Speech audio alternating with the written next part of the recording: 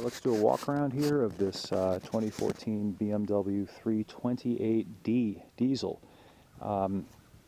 You might remember the 335D diesel version of the 3 Series. That's been discontinued. The 6-cylinder turbo diesel has been replaced by a new 2.0-liter 4-cylinder turbo diesel.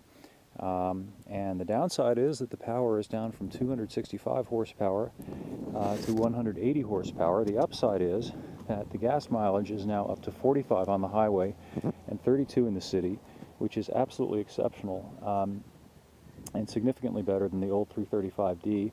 It's also better than the new Benz E-Series E250 Blue Tech, and the icing on the cake is that this car is also a whole lot cheaper than the 335D used to be. When the 335D was last sold back in 2011, the base price was just over $44,000, and now, 3 years later, this car is priced at about $38,000, a little bit more than that. So it's about a $5,000 price difference, not factoring for inflation.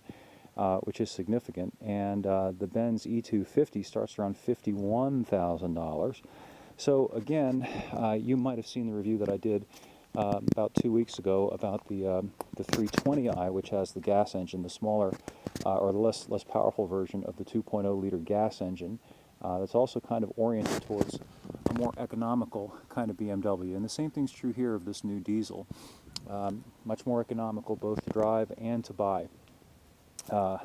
Relative to both the old car and to the competitors out there. And you still get all the good stuff about a 3 Series, including the great handling, the great looks, the reputation, pretty much the works. My only real criticism of this car is the same criticism that I had of the 320i with the gas engine, and that's that despite still being a fairly expensive car, you do not get some fairly basic things, at least as far as I'm concerned, in a 2014 car included in the base price, such as satellite radio or heated seats. This car doesn't come with either of those. They're part of the optional equipment package. This car does have the optional sport package, which includes this more aggressive and nicely padded steering wheel, as well as a slightly different version of the programmable automatic transmission with a Sport Plus mode that's more aggressive than the standard setup. And you also get the paddle shifters here on the steering wheel. Some people don't like the fact that BMW is not offering this car with a manual transmission option. I tend to agree with that, but the 8-speed automatic is really a really nice transmission. It has an extremely deep final gear 0.67 overdrive. To give you a sense of what that gives you, this car at about 90 miles an hour will only be tacking about 2,300 RPMs. Look here at the tack.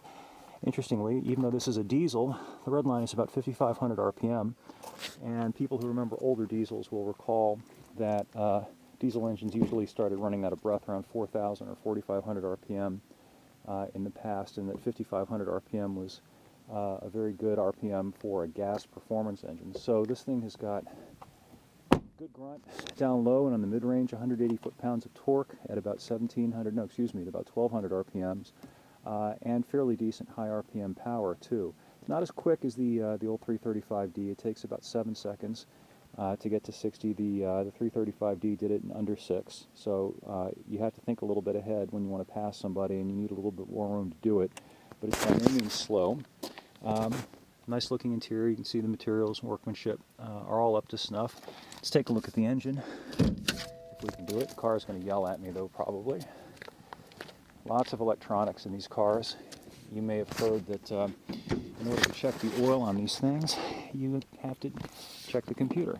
Does it want to let me open the hood? It won't let me open the hood. It's not going to want to let me open the hood for whatever reason. At any rate, the full review is up at epautos.com. Also our mirror site, libertariancarguy.com. And I hope you'll take a look. Leave any comments or thoughts. Share it with your friends. And we will catch you next time.